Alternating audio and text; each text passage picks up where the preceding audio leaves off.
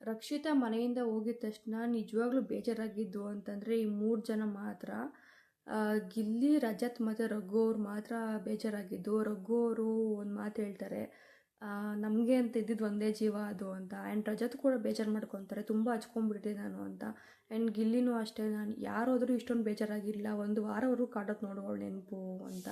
ಇಲ್ಲಿ ಅವ್ರು 3 ಜನ ಅಂತ ಅನಿಸುತ್ತೆ ಅವಳನ್ನ ಇಷ್ಟೊಂದು ಮಿಸ್ ಮಾಡ್ಕೊಂಡಿದ್ದು. ಬೇರೆ ಯಾರಿಗೂ ಅಷ್ಟೊಂದೆಲ್ಲ ಏನು ಫೀಲ್ ಆಗಿಲ್ಲ ಅಂತ ನನಗನ್ಸುತ್ತೆ. ಆ್ಯಂಡ್ ಮಾಳು ಸ್ವಲ್ಪ ಬೇಜಾರಾದರು. ಆ್ಯಂಡ್ ಹತ್ರು ಕೂಡ ಅವಳನ್ನೂ ಸ್ವಲ್ಪ ಜಾಸ್ತಿ ಹೆಚ್ಕೊಂಡಿದ್ರು ಮಾಳು ಅವರು.